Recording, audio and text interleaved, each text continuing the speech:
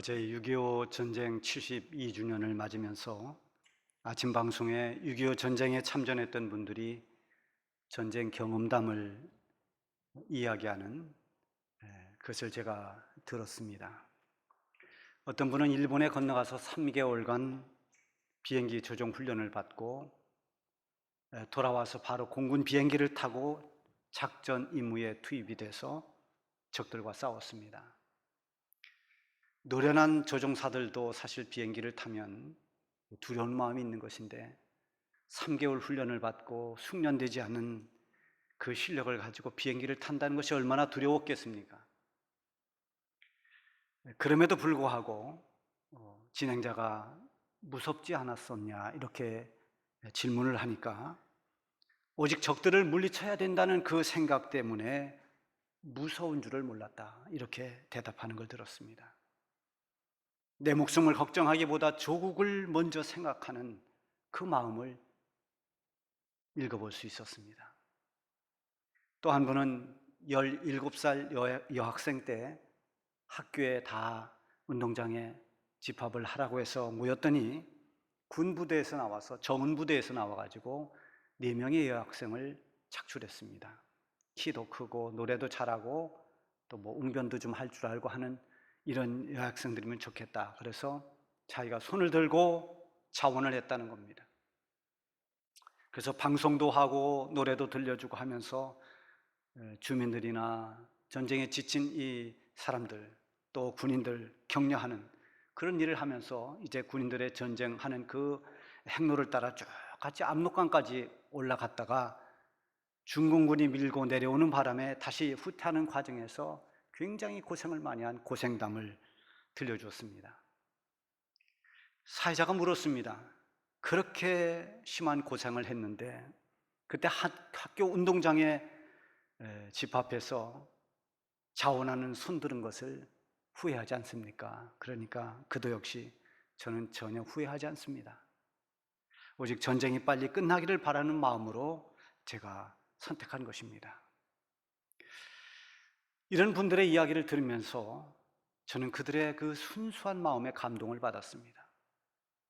자기 안위보다도 나의 조국을 생각하는 그 마음이 어리석어 보일 만큼 그렇게 순수했습니다. 그러면서 이런 생각도 해보았습니다. 과거에 비해서 오늘 현대를 살아가는 우리들이 얼마나 순수한 마음을 잃어버리고 있는가. 지금 전쟁이 나면 과연 조국을 위해서 자기 생명을 아끼지 않고 목숨을 바칠 수 있는 사람들은 과연 얼마나 될까? 동시에 지금 일제강점기나 아니면 6.25 전쟁 때처럼 그렇게 교회가 환난과 박해를 받는다면 우리 믿음의 선조들처럼 주님을 향한 그 순수하고 깨끗한 마음으로 믿음을 지켜내면서 순교의 자리까지 갈 수 있는 성도들은 과연 얼마나 있을까? 그런 생각을 해보았습니다. 순수함을 잃어간다는 그것은 참으로 슬픈 일입니다. 오늘 본문에 보면 단 한 절의 말씀이 있습니다. 마음이 청결한 자는 복이 있나니 그들이 하나님을 볼 것이며, 이 말씀은 예수님께서 저 산 위에서 제자들에게 가르치신 말씀입니다. 예수님께서 공생애 동안 하신 사역을 3가지로 요약을 한다면 가르치고 고치시고 전하신 것입니다. 예수님께서 여러 가지 하늘의 진리를 교훈이나 비유를 통해서 열심히 가르쳐 주셨습니다. 가는 곳마다 고통받고 있는 그런 병자들을 주님께서 고쳐주셨습니다. 그리고 하나님 나라를 아주 강하게 전파하셨습니다. 이런 사역들을 다 하고 마지막 십자가를 지신 것입니다. 예수님께서 가르쳐 주신 첫 번째 말씀이 바로 이 산상수훈이라고 하는 마태복음 5장부터 7장까지 있는 말씀입니다. 산 위에서 가르쳐 준 주옥 같은 말씀들, 그걸 산상수훈이라고 합니다. 이 산상수훈 가운데서 제일 먼저 가르쳐 준 그 주제가 복 있는 사람입니다. 복 있는 사람은 어떤 사람인가? 8가지로 쭉 말씀하셔서 이 8가지의 복 있는 사람을 우리는 팔복이라 이렇게 부르기도 합니다. 그 중에 하나가 바로 오늘 본문에 있는 마음이 청결한 자입니다. 마음이 청결한 자는 복이 있나니. 우리 교회가 지금 이 장소로 처음 온 것이 2003년도입니다. 그때 이곳에는 티티카카라고 하는 레스토랑이 있었습니다. 그 레스토랑을 우리가 구입을 하면서 리모델링을 해서 예배당으로 만들었습니다. 그리고 주차장 정면에서 보면 그 벽면에 티티카카라는 그 간판이 크게 걸려 있었는데, 이제 그것을 떼고 제가 큰 그림 하나를 거기다 걸어 놓았습니다. 그것은 엄격히 말하면 그림이 아니라 사진입니다. 그 사진에 유래가 있습니다. 어느 사진 작가가 예수님이 너무너무 보고 싶었습니다. 주님, 저에게 보여주실 수 있으면 주님의 모습을 한번 보여주십시오. 주님이 보고 싶습니다. 사실 주님을 어떻게 보겠습니까? 그런데 그런 음성이 들려왔습니다. 네가 있는 곳에서 사진을 찍어라. 근데 그가 지금 있는 곳은 허허벌판입니다.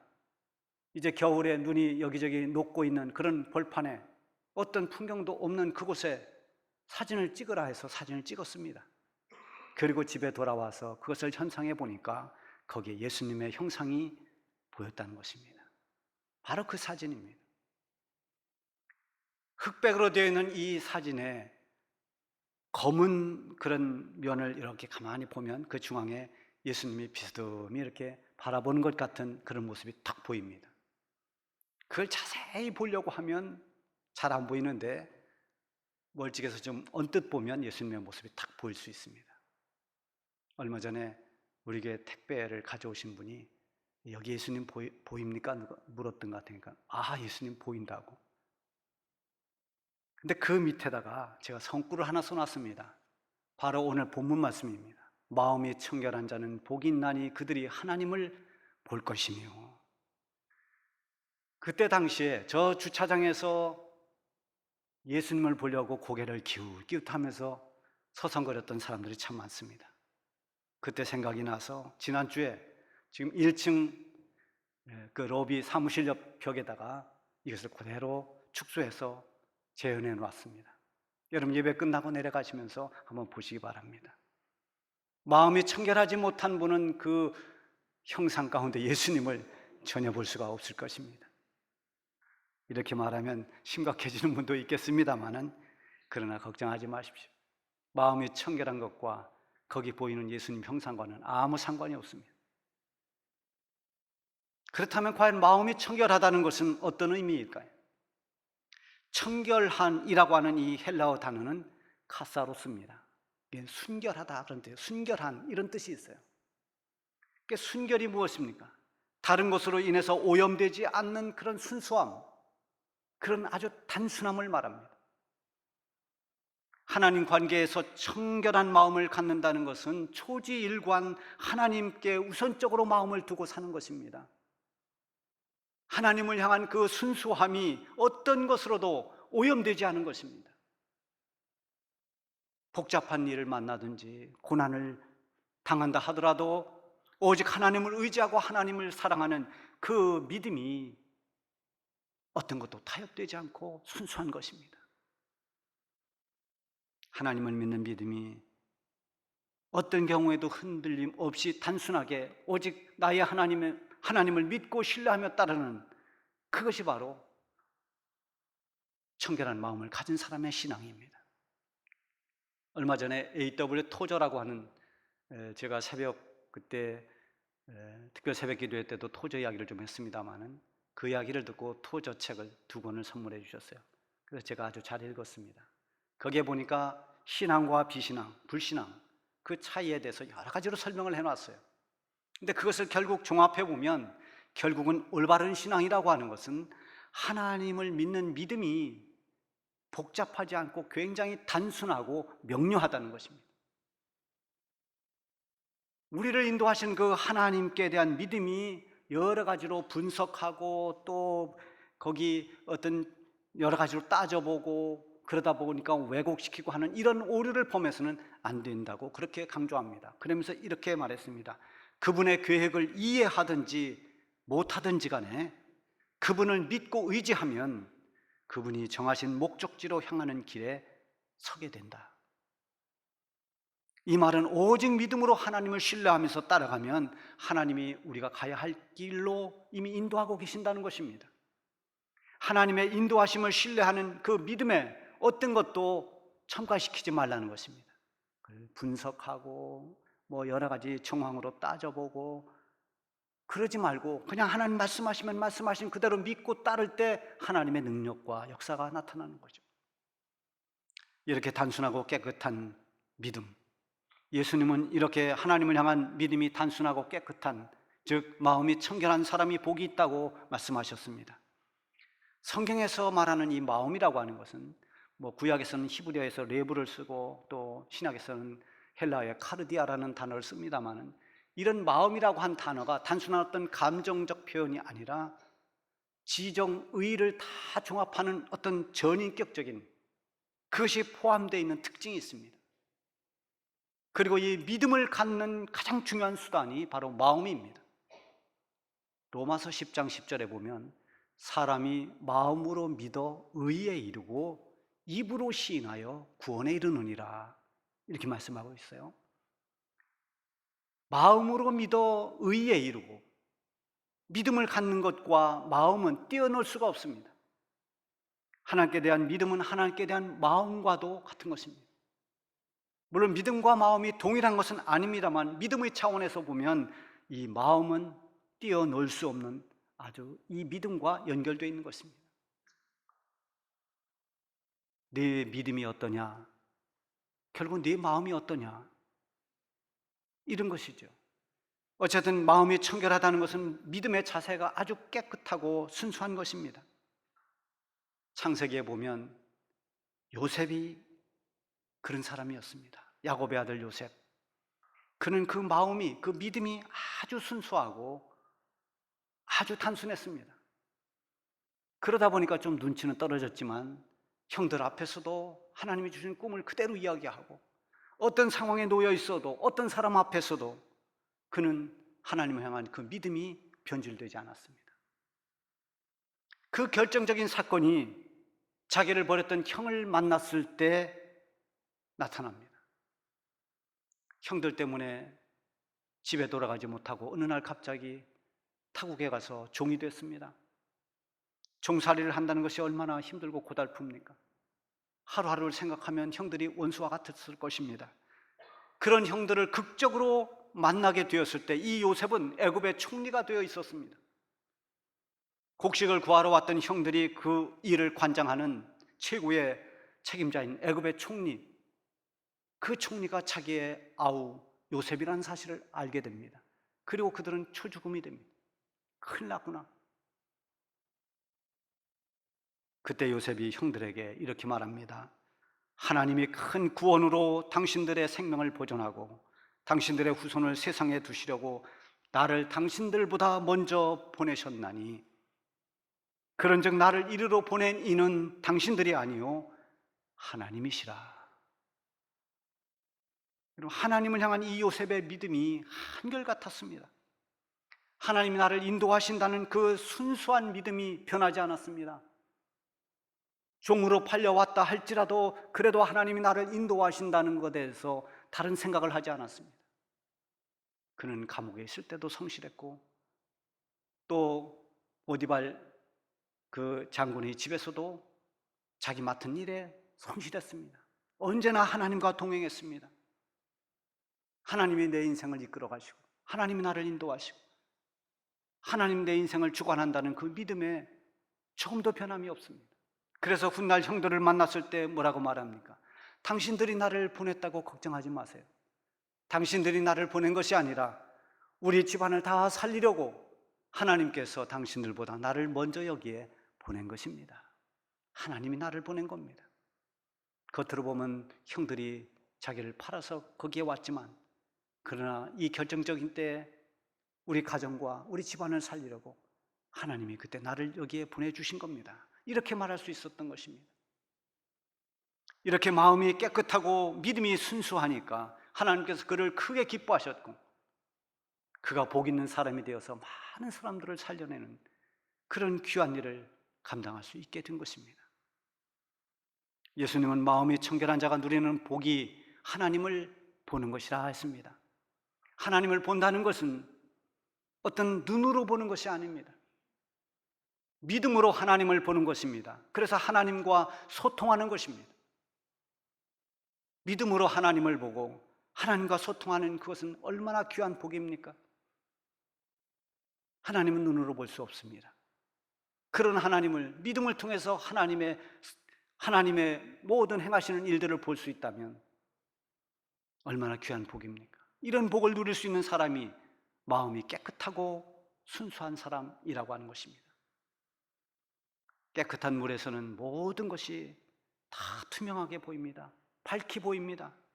물이 얼마나 깊은지 얕은지를 볼 수 있습니다. 바닷물이 깨끗할 때는 그 밑에 있는 여러 가지 소라나 고기들이나 위험한 바위나 이런 것들이 다 보입니다. 가야 할 길이 보입니다.